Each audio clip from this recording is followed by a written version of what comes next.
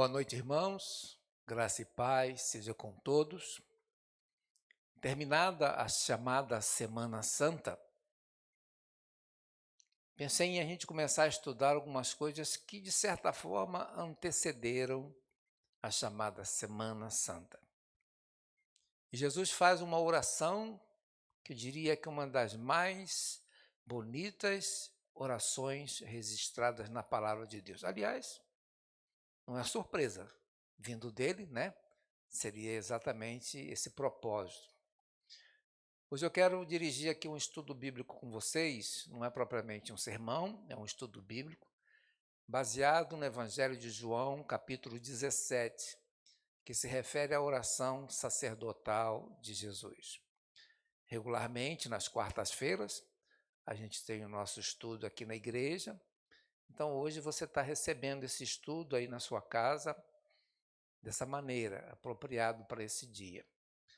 Mas proceda como se você estivesse no lugar aqui, no seu lugarzinho aqui da igreja, como se você estivesse aqui sentadinho, com toda a reverência, tá certo? Respeitando as leituras bíblicas, respeitando o momento de oração. Então fique em atitude de culto aí na sua casa. Sei que a sua casa você está confortável, você está de maneira relaxada, mas vamos ter esse momento de culto reverente adequadamente. Eu quero primeiro orar, exaltar, engrandecer o nome do Senhor. Nós teremos ao final o nosso momento de oração intercessória. Contudo, agora o nosso propósito é orar, adorando, exaltando ao Senhor. Nosso Deus e nosso Pai querido, glorificamos, exaltamos, reconhecemos a Tua grandeza, o Teu senhorio sobre tudo, sobre todos. Não há outro e nunca haverá quem seja igual a Ti. Tu és supremo, Deus soberano, absoluto. E eu tenho dito, Senhor, isso tantas vezes, e cada vez que eu digo isso, mais ainda fortalece a minha fé, que cremos num Deus que tem o controle pleno e total sobre tudo e sobre todos. Tudo que está acontecendo nessa época, nesse momento, não só aqui no Brasil, mas em tantas outras nações por aí afora. Tudo está sob o teu controle. Nós louvamos e exaltamos ao grandioso Deus, Criador dos céus e da terra, Deus que sempre existiu, Deus que conhece o amanhã, quando nós temos o amanhã ainda como surpresa, mas tu já conheces tudo. Eu quero agora, Senhor, te rogar por aquelas pessoas já que estão ligadas e ouvindo esse estudo que nós vamos fazer aqui, que o Senhor nos oriente de uma maneira tal que isso possa produzir crescimento espiritual para todos nós. Em nome de Jesus Cristo, eu oro a Ti. Amém. Amém. Vamos à leitura bíblica, que vai fazer base aqui, que é João capítulo 17, e depois nós vamos ter duas canções, e depois das canções nós retornamos propriamente ao estudo bíblico. João capítulo 17, pega a sua Bíblia aí. Vou aguardar você localizar. João capítulo 17, é o quarto evangelho. São 4 evangelistas, Mateus, Marcos, Lucas e João, capítulo 17. Você achou? Muito bem. Então, se você quiser marcar alguma coisa na sua Bíblia, pega um lápis, marca aquilo que lhe achar interessante, né? Mas está saindo aí na tela também o texto que nós vamos ler. Tendo Jesus falado estas coisas, levantou os olhos ao céu e disse: Pai, é chegada a hora. Glorifica a teu Filho, para que o Filho te glorifique a ti. Assim como lhe conferiste autoridade sobre toda a carne, a fim de que ele conceda a vida eterna a todos os que lhe deste. E a vida eterna é esta, que te conheçam a ti, o único Deus verdadeiro, e a Jesus Cristo, a quem enviaste. Eu te glorifiquei na terra, consumando assim a obra que me confiaste para fazer. E agora glorifica-me, ó Pai, contigo mesmo, com a glória que eu tive junto de ti antes que houvesse mundo. Manifestei o teu nome aos homens que me deste neste mundo, eram teus, tu nos confiastes e eles têm guardado a tua palavra. Agora eles reconhecem que todas as coisas que me tens dado provêm de ti, porque eu lhes tenho transmitido as palavras que me deste. E eles as receberam e verdadeiramente conheceram que saí de ti e creram que tu me enviaste. É por eles que eu rogo. Não rogo pelos do mundo, mas por aqueles que me deste, porque são teus. Ora, todas as minhas coisas são tuas e as tuas coisas são minhas, e neles eu sou glorificado. Já não estou no mundo, mas eles continuam no mundo, ao passo que eu vou para junto de ti. Pai Santo, guarda-os em teu nome que me deste, para que eles sejam um, assim como nós. Quando eu estava com eles, guardava-os no teu nome que me deste, e protegi-os, e nenhum deles se perdeu, exceto o filho da perdição, para que se cumprisse a Escritura. Mas agora vou para junto de ti, e isto falo no mundo, para que eles tenham o meu gozo completo em si mesmos. Eu lhes tenho dado a tua palavra, e o mundo os odiou, porque eles não são do mundo, como também eu não sou. Não peço que os tires do mundo, e sim que os guardes do mal. Eles não são do mundo, como também eu não sou. Santifica-os na verdade. A tua palavra é a verdade. Assim como tu me enviaste ao mundo, também eu os enviei ao mundo. E a favor deles eu me santifico a mim mesmo, para que eles também sejam santificados na verdade. Não rogo somente por estes, mas também por aqueles que vierem a crer em mim por intermédio da sua palavra, a fim de que todos sejam um, e como és tu, ó Pai, em mim e eu em ti, também sejam eles em nós, para que o mundo creia que tu me enviaste. Eu lhes tenho transmitido a glória que me tens dado, e para que sejam um como nós o somos. Eu neles e tu em mim, a fim de que sejam aperfeiçoados na unidade, para que o mundo conheça que tu me enviaste e os amaste, como também amaste a mim. Pai, a minha vontade é que onde eu estou estejam também comigo os que me deste, para que vejam a minha glória que me conferiste, porque me amaste antes da fundação do mundo. Pai justo, o mundo não te conheceu, eu, porém, te conheci, e também estes compreenderam que tu me enviaste. Eu lhes fiz conhecer o teu nome, e ainda o farei conhecer, a fim de que o amor com que me amaste esteja neles, e eu neles esteja.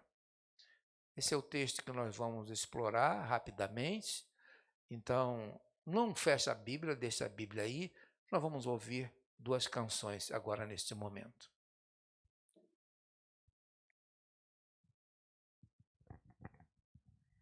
Convidamos você a louvar conosco, dizendo que o nosso Deus é grande e que Ele é digno do nosso louvor, da nossa adoração.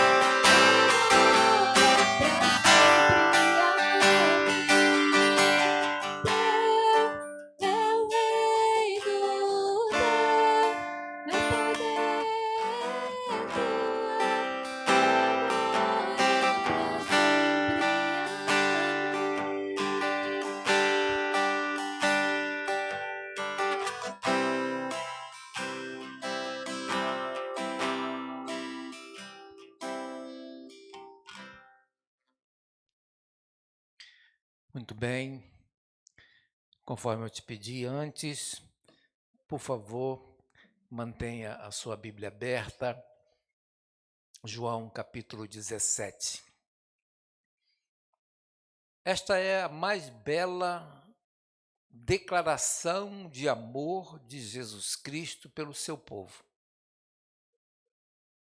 Trata-se de uma oração mais magnífica, certamente, feita aqui na terra, registrada aqui na palavra de Deus. Magnífica. A oração sacerdotal de Jesus. É como se fosse assim uma unidade. Eu quero tentar demonstrar que essa oração sacerdotal ela se divide em três partes. Em primeiro lugar, Jesus ora por si mesmo e diz ao Pai que concluiu a sua obra aqui na terra. Essa parte vai dos versos 1 até o verso 5. Em segundo lugar, Jesus ora pelos seus discípulos, pedindo ao Pai que os guarde, que os santifique. Isso vai do capítulo 6 até o verso 19. E em terceiro, Jesus ora pela sua igreja toda, pedindo unidade na igreja, do verso 20 ao 26. Nós vamos analisar essa palavra segundo essa divisão que eu acabei de mencionar aqui. Em primeiro lugar, presta bastante atenção, olha para a Bíblia, Jesus ora por si. Primeira coisa, ele ora por si, do versos 1 até os versos 5. Nesse trecho, do verso 1 até o verso 5, existem 6 detalhes importantes. O primeiro detalhe, quem ora? O verso 1 está claro. Diz ali, tendo Jesus falado destas coisas, levantou os olhos ao céu. Ou seja, Jesus está orando. Ou seja, logo após que ele teve a questão da celebração da ceia, o sermão de despedida que foi colocado, aliás, eu falei sobre isso alguns dias atrás, ele se dirige ao Pai em oração. Jesus é o nosso mediador com Deus. Ninguém pode chegar até Deus, da terra para o céu, senão por intermédio de Jesus Cristo. Não há outro caminho. Ele é o caminho, ele é a verdade, ele é a vida. Então, a primeira coisa que ele faz, ele ora ao Pai. Segunda característica, segundo detalhe, como ele ora. Observa ainda no verso 1, ele está erguendo os olhos aos céus. Este gesto de Jesus expressa, na verdade, uma atitude do seu coração. É levantar a sua alma para Deus. É dirigir-se reverentemente ao trono de Deus. Local onde certamente todas as decisões que acontecem no universo são tomadas. Lá diante do trono de Deus. É um ato de confiança em Deus. E ele se refere a Deus assim nesse sentido aí. Terceiro detalhe, nesse mesmo trecho. A quem ele ora? Ele ora ao Pai.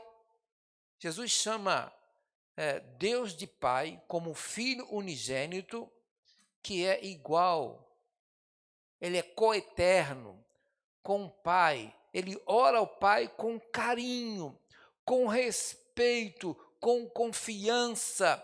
Ele estabelece o modelo para todos os cristãos que deverão sempre orar ao Pai, colocando-se na posição de filhos. Entenda que é sempre com respeito, com reverência, com confiança. Não trata o Pai como um qualquer. Isso é um exemplo para nós, que muitas vezes alguns não têm essa adequada reverência ao falar com Deus.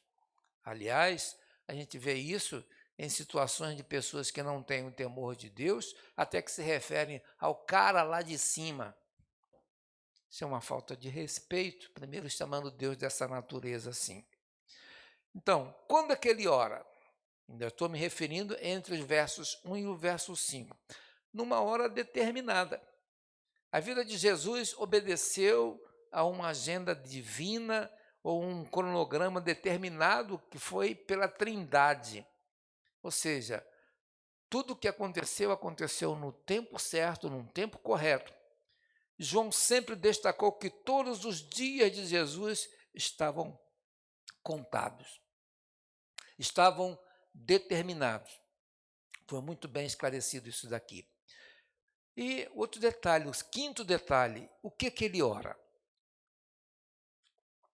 Jesus pede a sua glorificação pelo Pai, para que também ele glorifique o Pai. Olha aí, versos de 1 a 5. Ele diz, e agora glorifica-me, ó Pai, contigo, com a glória que eu tive junto de ti, antes que houvesse mundo. Ou seja, Jesus glorificou o Pai quando ele realizava os seus milagres, quando ele realizava os seus feitos sobrenaturais, tudo era glorificando ao Pai. E por meio de sofrimentos, ele foi para a morte de cruz, e lá ainda, naquela circunstância, Jesus pede ao Pai que ele restitua a glória que ele possuía antes da encarnação. Ele sabia que isso ia acontecer, a sua cruz era predita, a sua cruz estava preparada, ele estava se aproximando desse momento. E por que ele ora? É o sexto detalhe dessa primeira parte. Por que ele ora? Ele deu a vida eterna que ele concedeu a todos os eleitos, e ele consumou a sua obra que o Pai lhe havia comissionado a fazer. Ele deu a sua vida eterna para esse propósito. Há dias atrás, celebrávamos aqui exatamente a questão da ressurreição de Jesus. E agora estamos relembrando a oração sacerdotal, aquilo que ele fez antes de ir para os dias finais da situação. Em segundo lugar, nosso segundo destaque é exatamente mostrando que do verso 16 até o verso 19, Jesus ora pelos seus discípulos. Você sabia que ele orou por você? Há 2000 anos atrás ele estava orando por você. Do verso 6 até o verso 19, existem uns detalhes que eu quero estabelecer. Ele faz uma espécie assim, como se fosse um balanço do seu ministério com seus discípulos. Primeiro, ele disse que ele revelou o Pai a eles. Foi Jesus que revelou o Pai aos seus discípulos. Versos 6 e 7 diz, manifestei o teu nome aos homens que me deste do mundo. Eram teus e tu nos confiaste, e eles têm guardado a tua palavra. Agora, eles reconhecem que todas as coisas me tens dado, provém de ti. Foi Jesus quem revelou isso para eles. 3 coisas importantes. Primeiro, somente Jesus pode revelar a Deus. Ninguém pode conhecer o Pai senão o Filho não revelar. Ou seja, o Deus Pai só é conhecido através da revelação do Filho. Este conhecimento de Deus por meio do Filho é a vida eterna. Segunda característica aqui, que a revelação de Deus por meio de Jesus Cristo ela é exclusiva para os eleitos de Deus. Quem não está eleito não conhecerá. É triste dizer isso, às vezes é pesado dizer isso, mas é uma verdade. São os eleitos que vão conhecer a Deus. Em terceiro lugar, aqui nesse ponto, todos aqueles que foram eleitos e confiados em Jesus Cristo recebem e guardam a palavra de Deus. Recebe a palavra e guarda. Ora, eu me lembro aqui, não vou discorrer sobre isso no momento, que não é o nosso propósito, mas me lembro da questão da semente que caiu no meio da estrada, etc. Lembra que Jesus contou essa parábola? Nessas circunstâncias, muitos certamente se perderam. Tantas foram as sementes que foram jogadas, mas a semente própria, que caiu em boa terra, foi a semente que frutificou, foi a semente que prosperou. Se você crê em Jesus Cristo, saiba que a semente caiu num bom solo, numa boa terra. Por isso que você crê em Jesus Cristo. Segunda coisa aqui dessa parte é que ele transmitiu ou entregou a palavra de Deus a eles. De versos de 8 a 14, foi Jesus quem transmitiu e entregou a palavra. Os discípulos receberam e creram no ensino de Jesus, reconhecendo-o como o Messias enviado. A fé que os levou a serem aquilo que foram e aceitar, foi a fé que os identificou como discípulos, e por isso levou-os a serem perseguidos e odiados pelo mundo. Tantos dos seus discípulos sofreram, foram crucificados, alguns deles também, maltratados, judiados. E ainda hoje, quantos fiéis seguidores de Jesus Cristo espalhados pelo mundo ainda sofrem, ainda tem perseguições, ainda tem gente que acha que ser crente é fácil. É muito fácil para alguns que não querem levar uma vida de seriedade, de compromisso, mas aqueles que recebem o chamado do Senhor e vão, às vezes, para terras estranhas e vão ser perseguidos, não é fácil. Precisamos orar pelos nossos missionários. Queridos, ele então entregou a sua palavra para esses que viveram com eles. Versos de 8 a 14 diz isso. Quero voltar aqui nos versos 9 e 10, que ele orou intercedendo ao Pai pelos seus discípulos. Versos 9 e 10 diz assim: é por eles que eu rogo, não rogo pelos do mundo, mas por aqueles que me deste, porque são teus. Ora, todas as minhas coisas são tuas, e todas as tuas coisas são minhas, e neles eu sou glorificado. É em Jesus que os discípulos são glorificados. Em Jesus. Ele intercedeu pelos seus discípulos, pedindo ao Pai que cuide deles. Em sua ausência, o Pai está cuidando. Então ele pede ao Pai que os una. O verso 11 fala sobre isso. Ele pede ao Pai que lhes dê paz. O verso 13 fala sobre isso. Ele pede ao Pai que os proteja do mal. Versos 15 e 16. E pede ao Pai que os santifique. É o propósito de ser chamado Filho de Deus. E no verso 19, ele santifica a benefício dele. Ele se santifica a benefício dele. Diz assim: e o valor deles, em favor deles, melhor dizendo, eu me santifico a mim mesmo, para que eles também sejam santificados na verdade. A santificação de Cristo refere-se ao seu auto-oferecimento. Tal como o Cordeiro de Deus, que tira o pecado do mundo, os discípulos são santificados por causa dele. É em Cristo que nós somos santificados. É em Cristo que nós somos separados. É por causa de Cristo que nós levamos uma vida correta, adequada, por causa do sacrifício que ele fez por mim. E até quando chega no verso 18, o verso anterior a esse que eu acabei de ler, ele diz que, assim como tu me enviaste ao mundo, eu também os enviei ao mundo. Jesus foi enviado por Deus para fazer e para cumprir uma obra aqui entre nós. Falamos sobre isso alguns dias atrás. Ele foi enviado para dizer que aquilo que ele disse e aquilo que fez. Foi um propósito, foi uma missão.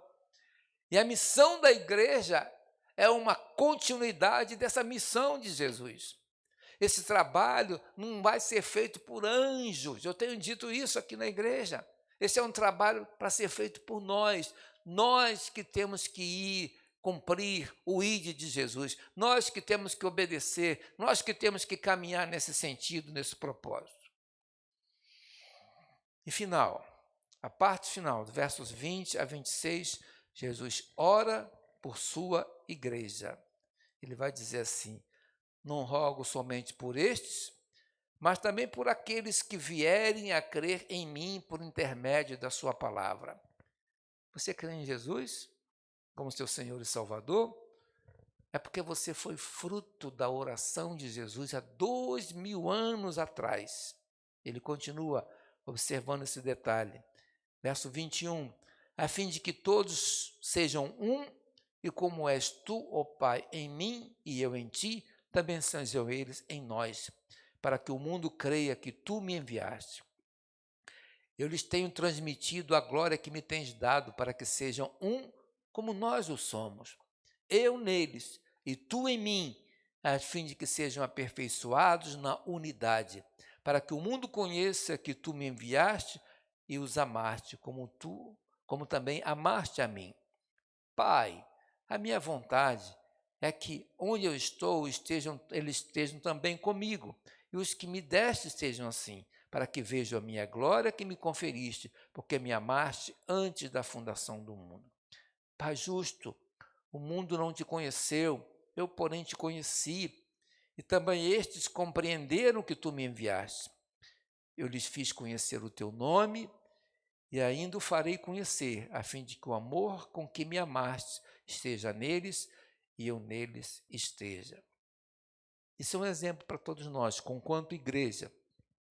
Essa terceira parte da oração de Jesus é uma intercessão por toda a igreja. E quando eu falo toda a igreja, eu não estou especificando uma denominação, absolutamente. Todos aqueles que confessam a Jesus Cristo como Senhor e Salvador, genuinamente, fazem parte da igreja para a qual ele orou aqui. Ele pede por aquelas ovelhas que ainda haveriam de aceitá-lo. 2000 anos atrás, Jesus orou por mim, Jesus orou por você. Ele pede ao Pai que una a igreja, uma igreja unida. Coisa difícil, gente. Às vezes, dentro de uma igreja, de uma comunidade pequena que seja, a gente vê irmão que não fala com irmão, irmão que se afasta do outro, irmão que não vem à igreja porque o outro está frequentando agora a igreja. Como é que pode ser isso? Isso é inadmissível. Ele pede para que haja união. Como é que pode essa questão de falta de perdão, às vezes, dentre irmãos de uma mesma igreja? Infelizmente, essa situação acontece. Tenho aqui uma comunidade pequena, relativamente pequena, comparada com grandes outras igrejas que tem, mas aqui mesmo não existe esse tipo de situação. Então, aqui, para finalizar, ele pede que a igreja participe da glória futura. Versos 23 e 24 foi o pedido dele. Essa igreja vai participar da glória que vai ter. Jesus veio, cumpriu a sua missão e voltará. E voltando, a sua igreja será levada por ele e será definitivamente transformado para estar com o Senhor. Ele pede que a igreja desfrute para todo sempre do amor de Deus. Quando nós estivermos, conquanto igreja do Senhor, estaremos para sempre com o Senhor. Independente da denominação. Quando ele voltar, ele não vai chamar, vinde a mim, os presbiterianos. Ele vai chamar, vinde a mim, os benditos de meu Pai, do qual está preparado o reino dos céus. 3 perguntas faço para nossas aplicações aqui. Quem são os integrantes da Igreja de Jesus? Quem são? São todos aqueles que confessam a Jesus como Senhor e Salvador genuinamente. Não há outro tipo. Todos aqueles, independente da denominação. É preciso que você entenda que existem milhares de denominações, mas às vezes são denominações que estão sendo ensinadas e dirigidas por situações de heresias que está aí. As igrejas sérias reconhecem a Jesus como o único Senhor e Salvador, reconhecem que não há outro caminho além dele. A segunda observação, qual que é a importância da unidade da igreja para a evangelização do mundo? Pense bem sobre isso. Como seria mais fácil se nós nos uníssemos para evangelizar, se nós nos juntássemos com esse propósito, já que temos anseio pela volta de Jesus, e a volta de Jesus só acontecerá mediante a evangelização do último daqueles eleitos. Isso só é possível se nós nos unirmos para evangelizar, para falar do amor de Jesus. E terceira aplicação. Qual tem sido a sua contribuição para preservar a unidade da igreja? Você tem pensado sobre isso? Pense sobre isso. Qual tem sido a sua contribuição para preservar a unidade da igreja. Então, raciocine bem, deixe os problemas, as dificuldades. A igreja perfeita é a igreja que Jesus está formando como a chamada igreja invisível. Toda igreja física, visível, ela tem seus problemas. Tem seus problemas, mas você não deve estar olhando a isso. Olhe, direcione a sua atenção muito mais para o Senhor. A Ele sim é o nosso modelo, Ele sim é a nossa esperança de salvação nele. Então, perdoe, reconcilie-se, una-se para a glória de Deus Pai. Então, reestude isso de maneira carinhosa. Eu quero estar assim agradecendo a sua presença através do seu celular, através do seu computador. Muito obrigado, que Deus o abençoe. Compartilhe com outras pessoas esse estudo rápido que nós fizemos aqui. Eu quero finalizar a nossa palavra com oração de intercessão, como habitualmente fazemos nas quarta-feiras aqui na nossa igreja. Vamos orar intercessoriamente e no final da oração estamos encerrando assim a nossa palavra no dia de hoje. Ó Deus e Senhor nosso, eu tenho usado, meu Senhor, aqui na tua casa de oração, nesta igreja, eu tenho usado da tua palavra e tentado estimular o teu povo à oração. Aliás, o jargão que eu tenho usado, dizendo que quando a igreja do Senhor ora, o céu se abre, o inferno treme e muita coisa boa acontece. Eu creio nisso, Senhor. Creio que tu tens o poder absoluto sobre tudo, sobre todos. E aquilo que estamos vivendo na nossa pátria está sob o controle do Senhor.